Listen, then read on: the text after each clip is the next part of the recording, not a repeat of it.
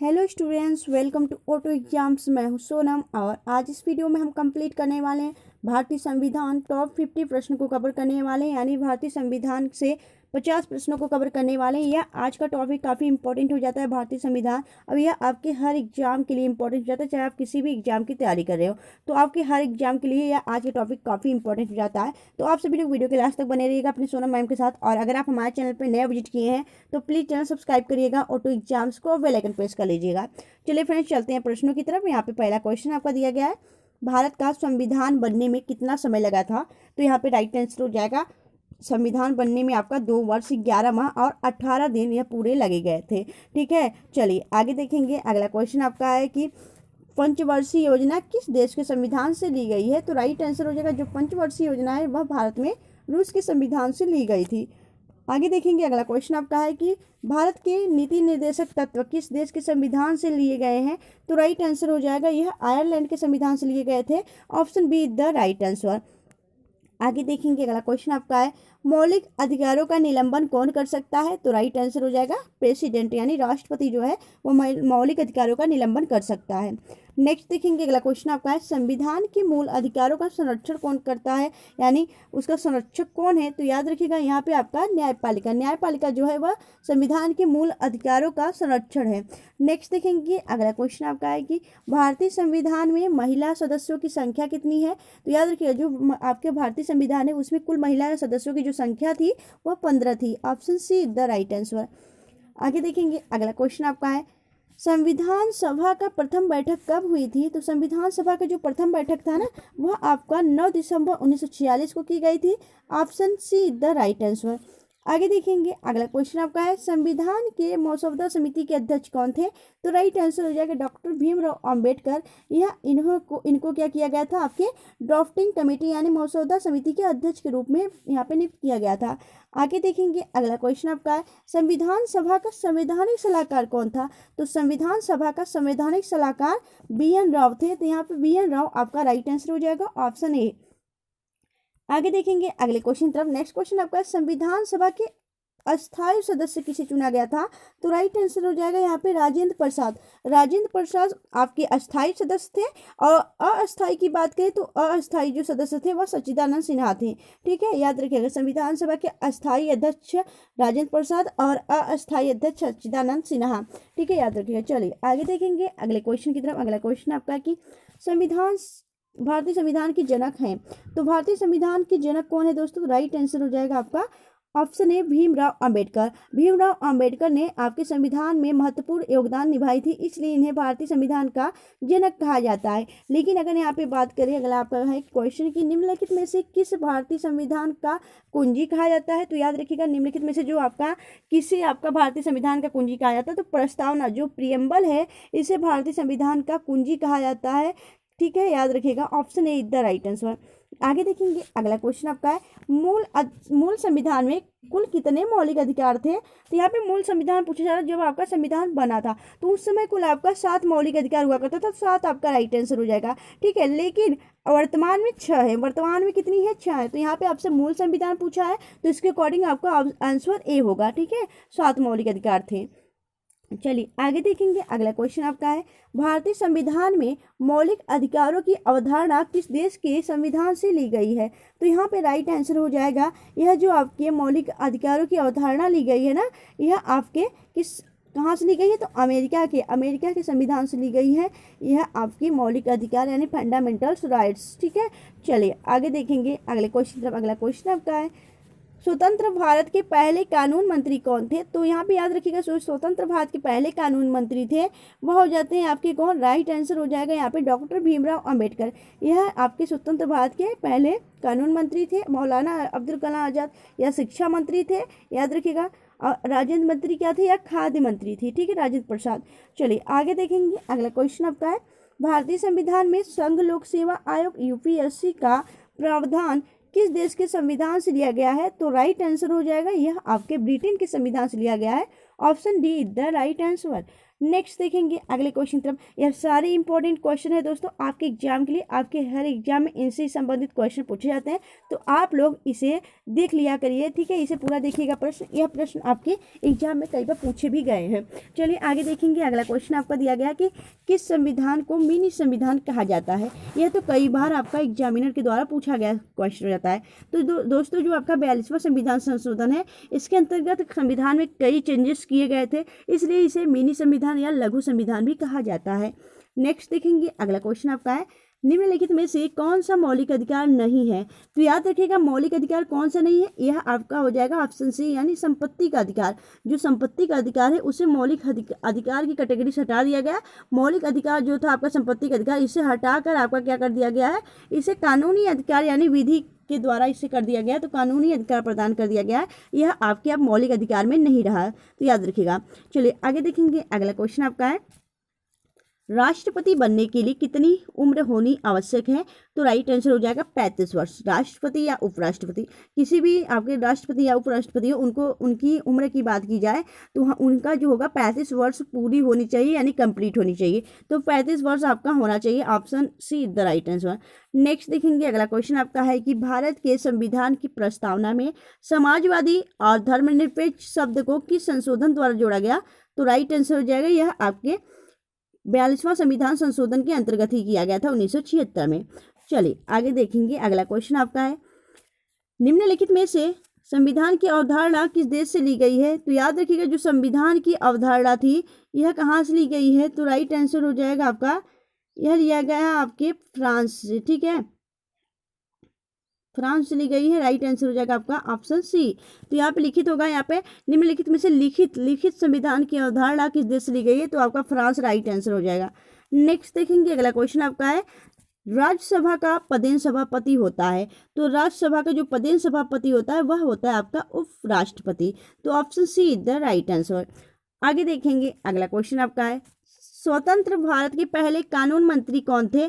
तो right answer हो जाएगा आपका, स्वतंत्र भारत के पहले कानून मंत्री की बात की गई है, तो यहाँ पे राइट आंसर हो जाएगा आपके भीमराव अंबेडकर, या स्वतंत्र भारत के पहले कानून मंत्री थे। नेक्स्ट देखेंगे। अगला क्वेश्चन आपका है, भारत के राष्ट्रपति को उस पद से हटाने के लिए, ठीक है, हटाने की अधिकार किससे प्राप्त है। तो भारत के राष्ट्रपति को उसके पद से हटाने का जो आपका अधिकार है वह किसके पास है, संसद के पास, ठीक है। यह आपके महाभियोग लगा के आपको राष्ट्रपति को हटाया जा सकता है, तो यह आपका संसद का अधिकार है, संसद आपका राइट आंसर हो जाएगा, यानी पार्लियामेंट। नेक्स्ट देखेंगे। अगला क्वेश्चन आपका है, भारत का प्रधानमंत्री बनने के लिए न्यूनतम आयु कितने वर्ष होनी चाहिए। तो याद रखिएगा यहाँ पे 25 वर्ष होनी चाहिए, 25 वर्ष, option D the right answer prime minister बनने के लिए। नेक्स्ट देखेंगे। अगला क्वेश्चन आपका है कि भारत के संविधान में सम्मिलित आपातकालीन उपबंध किस देश के संविधान से प्रेरित है। तो याद रखिएगा जो आपका आपातकालीन उपबंध है वह कहाँ से लिया गया है। तो यह जर्मनी के संविधान से अडॉप्ट किया गया है, तो option see the right answer. अगला क्वेश्चन आपका है, भारत का राष्ट्रपति अपना त्यागपत्र देता है। तो अपना त्यागपत्र किसे दिया जाता है। जो आपका भारत का राष्ट्रपति होगा वह अपना त्यागपत्र किसे देगा, वह अपना त्यागपत्र उपराष्ट्रपति को सौंपेगा, option A the right answer, ठीक है। चलिए आगे देखेंगे। अगला क्वेश्चन आपका है कि भारतीय संविधान में अस्पृश्यता उन्मूलन से संबंधित अनुच्छेद, यानी छुआछूत का जो अंत है वह किस आपके अनुच्छेद के अंतर्गत है। तो यहाँ पर हो जाएगा अनुच्छेद 17। अनुच्छेद 17 में आपका अस्पृश्यता के अंत से संबंधित है। नेक्स्ट देखेंगे। अगला क्वेश्चन आपका है कि किस अनुच्छेद के तहत संसद को नागरिकता से संबंधित कानून बनाने का अधिकार प्राप्त है। तो राइट आंसर हो जाएगा आर्टिकल 11 के तहत, अनुच्छेद 11 के तहत जो संसद है वह नागरिकता से संबंधित कानून बना सकता है। चलिए आगे देखेंगे। अगला क्वेश्चन आपका है कि किस संविधान संशोधन द्वारा 11वां मूल कर्तव्य संविधान में जोड़ा गया था।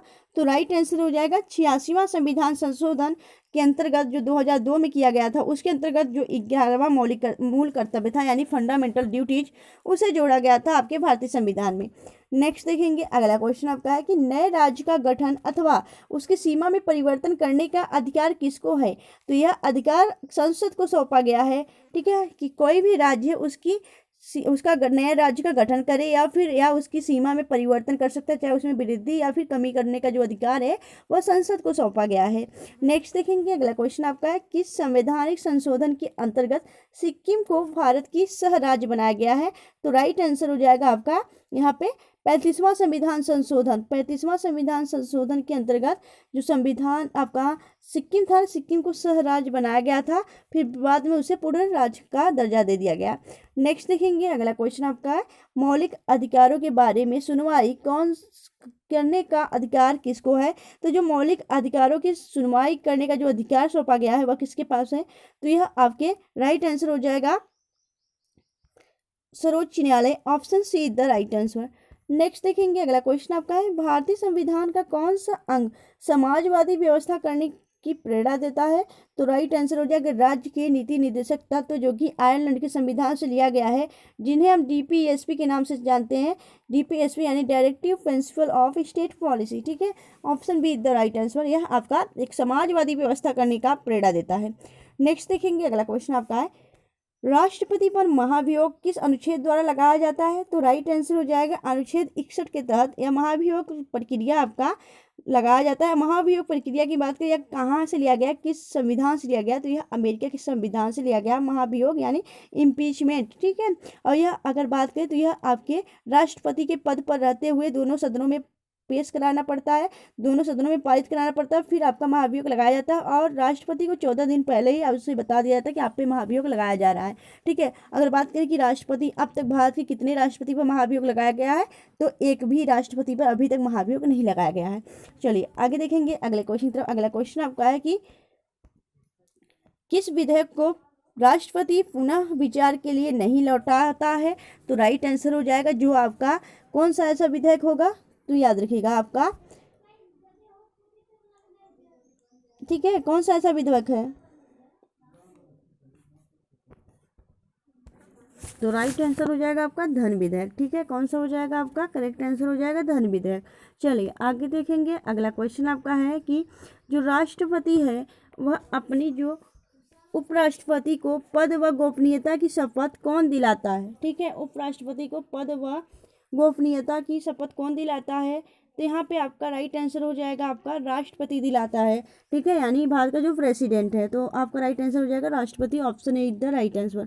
नेक्स्ट देखेंगे, अगला क्वेश्चन आपका है, राज्यसभा की बैठकों का सभापति कौन होता है? तो जो राज्यसभा का बैठकों का सभापति होता है वह आपका उपराष्ट्रपति ही होता है, option B is the right answer, ठीक है। आगे देखेंगे, अगला क्वेश्चन आपका है कि संविधान के किस अनुच्छेद में राष्ट्रपति के पद का वर्णन है?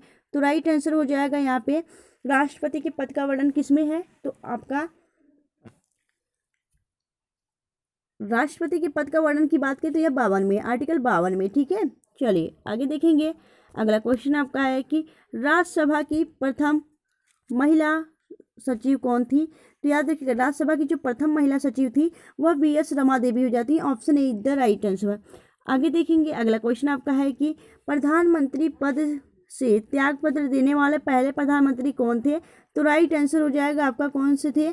तो आपका करेक्ट आंसर हो जाएगा मोरारजी देसाई। मोरारजी देसाई एक ऐसे प्रधानमंत्री थे जिन्होंने अपने पद से त्यागपत्र देने वाले या प्रधानमंत्री बने थे, याद रखिएगा, option C is the right answer. Next देखेंगे, लोकसभा का जनक किसे कहा जाता है? तो राइट आंसर हो जाएगा GV मालवंकर को लोकसभा का जनक कहा जाता है। आगे देखेंगे, अगला क्वेश्चन आपका है, भारत सरकार को कानूनी मामलों के राय कौन देता है? तो राइट आंसर हो जाएगा आपका जो कानूनी मामलों की राय देता है भारत सरकार को वह कौन देता है? महान्यायवादी, यानी आपके जो अटॉर्नी जनरल होते हैं वह भारत सरकार को कानूनी मामलों में राय देते हैं। नेक्स्ट देखेंगे, अगला क्वेश्चन आपका है कि भारत का राष्ट्रपति कितने प्रकार के आपातकाल की घोषणा कर सकता है? तो 3 प्रकार की आपातकाल करने की घोषणा जो है वह राष्ट्रपति को अभी तक 3 प्रकार की ही आपकी आपातकाल की घोषणा की जा सकती है, ठीक है, 3 प्रकार की, यानी आपके राष्ट्रीय आपातकाल, राष्ट्रपति शासन और वित्तीय आपातकाल। नेक्स्ट देखेंगे, अगला क्वेश्चन आपका है, भारतीय संविधान में संशोधन की प्रक्रिया किस देश से संविधान से प्रभावित है? तो राइट आंसर हो जाएगा दक्षिण अफ्रीका के संविधान से ली गई है संशोधन की प्रक्रिया। नेक्स्ट देखेंगे, अगला क्वेश्चन आपका है कि संविधान के किस भाग में ग्राम पंचायत की स्थापना की गई है? तो याद रखिएगा संविधान का भाग 9 आपका यह ग्राम पंचायत के स्थापना से संबंधित है। आगे देखेंगे अगला क्वेश्चन आपका है कि संविधान के किस अनुच्छेद में अल्पसंख्यकों के हितों के संरक्षण की व्यवस्था की गई है? तो राइट आंसर हो जाएगा 29। आपका आर्टिकल जो 29 है यह आपके अल्पसंख्यक के हितों के संरक्षण के बारे में बात करता है। आगे देखेंगे अगला क्वेश्चन आपका है कि राष्ट्रपति किस अनुच्छेद के अंतर्गत सर्वोच्च न्यायालय में परामर्श मांग सकता है? तो याद रखिए राष्ट्रपति जो है वह किस अनुच्छेद के अंतर्गत सर्वोच्च न्यायालय से परामर्श मांग सकता है? तो राइट आंसर हो जाएगा आर्टिकल 143। 140 के अकॉर्डिंग जो राष्ट्रपति है वह सर्वोच्च न्यायालय यानी सुप्रीम कोर्ट से परामर्श मांग सकता है। नेक्स्ट देखेंगे अगला क्वेश्चन आपका है कि राष्ट्रीय पिछड़ा आयोग का गठन राष्ट्रीय पिछड़ा आयोग का गठन किस अनुच्छेद के अंतर्गत किया जाता है? तो राइट आंसर हो जाएगा यह आपके अनुच्छेद 340 के अंतर्गत किया जाता है राष्ट्रीय पिछड़ा आयोग का गठन। तो यहाँ पे आपका option A is the right answer. अगला क्वेश्चन आपका है कि किस अनुसूची में असम, मेघालय, त्रिपुरा व मिजोरम राज्यों के जनजाति के लिए प्रशासन के बारे में प्रावधान है? तो राइट आंसर हो जाएगा असम, मेघालय, त्रिपुरा व मिजोरम इनके राज्यों की जनजाति क्षेत्र के प्रशासन के बारे में किसमें बात की गई है? तो राइट आंसर हो जाएगा छठी अनुसूची, option B is the right answer. तो दोस्तों यहाँ पे हमने संविधान से संबंधित कितने क्वेश्चन कवर किए? तो यहाँ पे हमने 50 क्वेश्चन कवर किए जो कि आपके एग्जाम के लिए काफ़ी इंपॉर्टेंट और हेल्पफुल होने वाला। तो आप लोग इसे पूरा देखिएगा। अगर आपको वीडियो अच्छी लगी हो, हेल्पफुल लगी हो, तो प्लीज़ वीडियो को लाइक और चैनल सब्सक्राइब जरूर करिएगा। ठीक है, मिलेंगे आपसे नेक्स्ट वीडियो ऐसे बेस्ट कंटेंट के साथ। तब तक के लिए bye bye and thanks for watching, keep smiling.